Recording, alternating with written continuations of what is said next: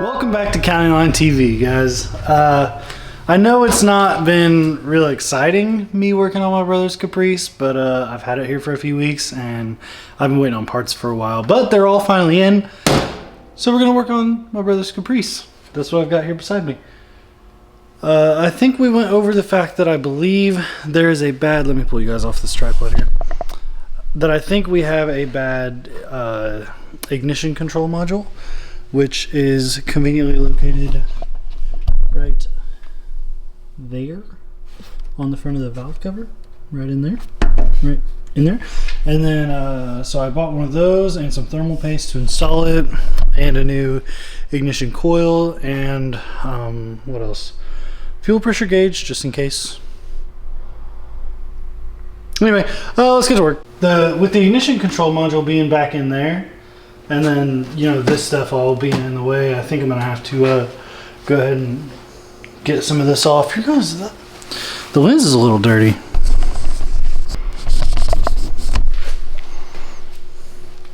Oh look, that stuff's out of the way. Huh. Wonder how that happened. Anyway, let me pick you guys up off here again. So, also, I went ahead and undid a connector right there on the ignition coil. Or not the ignition coil, the ignition control module itself. You can see where it goes right there. And then also two connectors that go on. Where'd the light go? Onto the, you can see right there in the middle of the frame, there's two connectors that do go onto the ignition coil. And then there's a wire that goes from the coil to the OptiSpark right there that I'm about to take off. Boom. And then I'm gonna unbolt that and take it off. I think it's just that bolt there and then one opposing it on the other side, I think is all that holds it on. So since it's down in there so much, I don't know if I could really film it. I might be able to do something with like the GoPro on my head, but maybe I will. Alright, I don't know about you guys, but to me, it feels like it's been absolutely forever since we've worked on this Caprice. The old LT1 Caprice. Seems like it's been forever. Probably because it has been. It's been a very long time. But we're getting back to that today.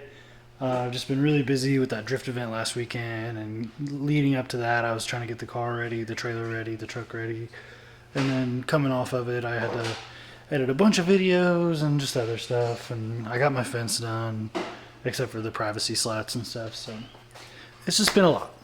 But I'm gonna go ahead and put this setup all together. I got a big terminal, I'm gonna put all the wires on a big terminal and then put it all together and see if it runs. And I'm actually it's really dark over here and this is boring and you guys don't care about my brother's Caprice anyway, so I'm gonna get this done and then I'll see you guys for the test fire.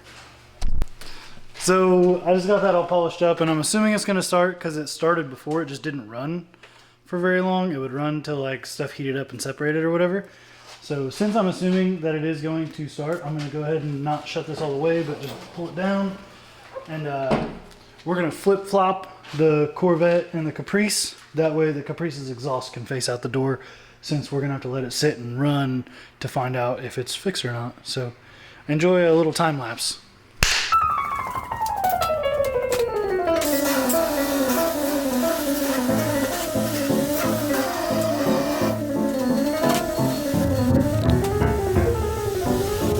I'm literally just gonna sit here and let this thing run and see if it shuts off on its own after a while. So I'm not just gonna keep this clip rolling. Sorry guys.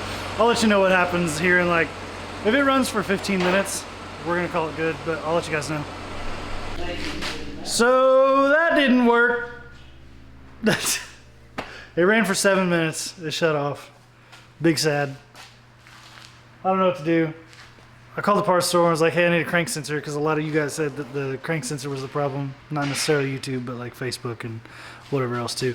But I called the parts store, I was like, hey, I need a crank sensor for 95 Caprice. And they were like, hey, 95 Caprice don't have a crank sensor, stupid. I was like, great. So I guess the crank sensor on these is like part of the OptiSpark, and I'm not changing that. I got too many things going on. I ain't doing it.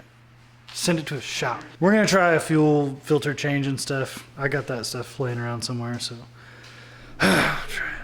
So last thing I'm gonna do on the Corvette right now is just put a fuel pressure gauge on it.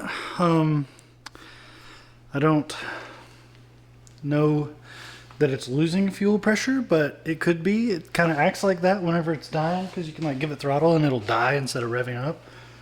So we're just gonna try this. Maybe it just needs a fuel filter or something, but I'm really assuming it probably needs a new OptiSpark, which is just so involved and I don't want to do that, but oh well, here we are. So let's get the fuel pressure gauge on it and then I'll show you guys what it says whenever I turn the key on.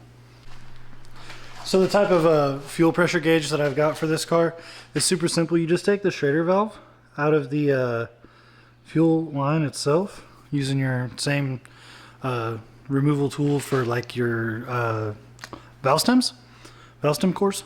That's basically exactly what this is, just a valve core. And then you take that piece and screw it on, and then the gauge screws into this, and then you have a fuel pressure gauge. You can't see it from in the car, obviously, but that doesn't matter to me because I'm using it as a tool to diagnose a problem with the car. But anyway, just figured I'd show you guys that before I get it all put together and you can't see it anymore. I'll get back to you when it's installed.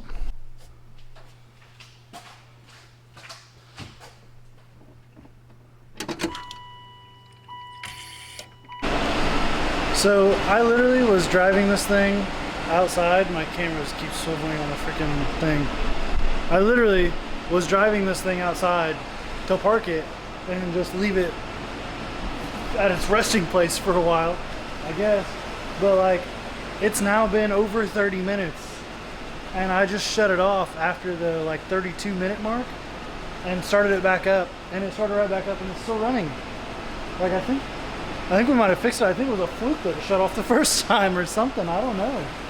But it's running really good now. So I'm gonna go ahead and take that leaky fuel gauge off and put the Schrader valve back in and see if it'll do this again, and maybe we'll take it for a drive.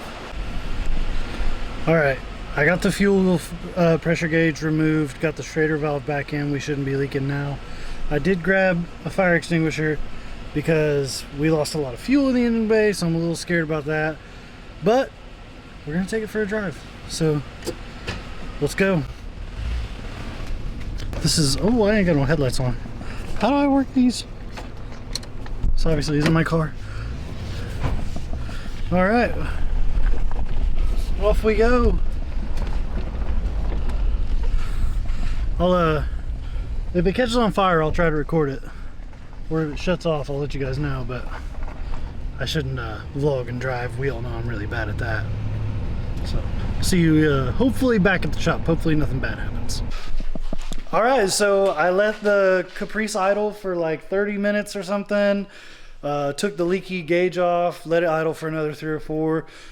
Drove it like 15 miles and she's good. So I'm happy with that. I'm stoked to get that thing out of the shop. It takes up a ton of room. It's like a limousine. So I'm glad it's gone. But anyway, on a good note, on a high note, I'm gonna end this video. Go ahead and click on that video or that playlist. Click subscribe right there. Get subscribed because we're giving away a car to 1,000. We'll see you on the next one. Tell your mom to subscribe.